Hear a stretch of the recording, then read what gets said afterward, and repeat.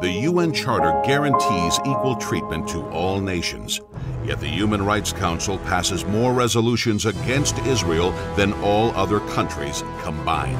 Terrorism by Hamas and Hezbollah is ignored by the UN. UN Watch restores the ideals of the Council's founders. Founding Chair Eleanor Roosevelt stood with Israel and its right to self-defense. Rene Cassatt, architect of the Universal Declaration of Human Rights, defended Israel's right to equality. When the UN began to persecute the Jewish state, the founders spoke out. Today, many UN member states and officials betray the founders' values. For years, Council official Jean Ziegler supported Hezbollah and numerous dictators.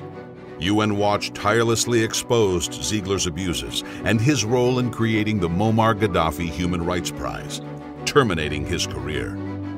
Richard Falk is the Council's full-time investigator against Israel, a one-sided mandate that finds Israel guilty in advance. The Palestinian struggle is being waged in a way that I would call part of a legitimacy war, and they're winning that war. So it's very important not to denigrate too much the UN efforts.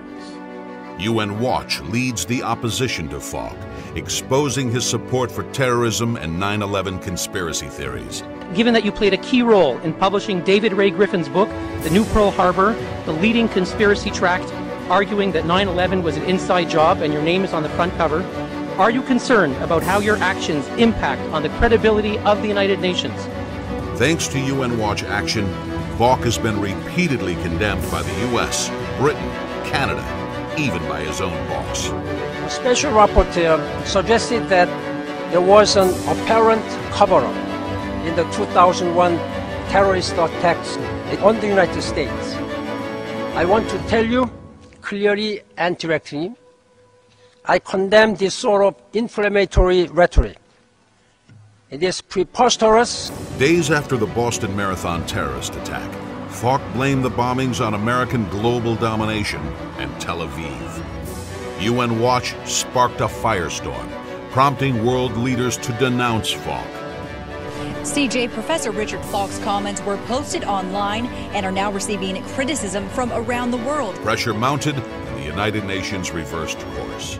The Secretary General rejects Mr. Falk's comments. Special rapporteurs such as Mr. Falk understand that while they have independent status, their public comments can undermine the credibility and the work of the United Nations. UN Watch got him expelled from Human Rights Watch. And finally today, Human Rights Watch, an international non-governmental organization, has removed UN Special Rapporteur on Palestinian human rights Richard Falk from one of its local committees.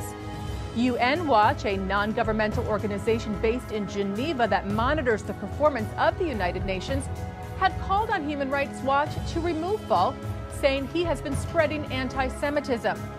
Hillel Neuer, executive director of UN Watch, had said that a man such as Falk, who among other things supports the Hamas terrorist organization, has no place in an organization dedicated to human rights. Falk and his supporters are outraged. When the UN calls numerous emergency sessions on Israel, UN Watch counters the bias with high-profile speakers. When the Council issued a report calling Jerusalem occupied, UN Watch brought Nobel Peace Prize laureate David Trimble. It could lead actually to the utterly grotesque consequence that the Jewish quarter of Jerusalem should be returned to the desolate condition that existed between 48 and 67. The United Nations and its human rights bodies should be working with others to advance the cause of peace, not to hinder it. When the infamous Goldstone report excoriated Israel and exonerated Hamas, UN Watch fought the report and changed the debate. I am the former commander of British forces in Afghanistan. I served with NATO and the United Nations, commanded troops in Northern Ireland, Bosnia and Macedonia, and participated in the Gulf War. Mr. President, based on my knowledge and experience, I can say this. During Operation Cast Lead, the Israeli Defense Forces did more to safeguard the rights of civilians in a combat zone than any other army in the history of warfare.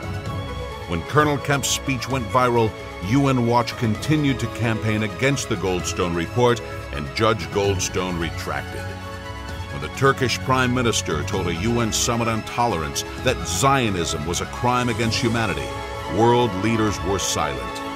UN Watch broke the story and sparked worldwide condemnations. We need to fight hatred, racism, and anti-Semitism. We need to fight dictatorships and double standards. We need to speak truth to power.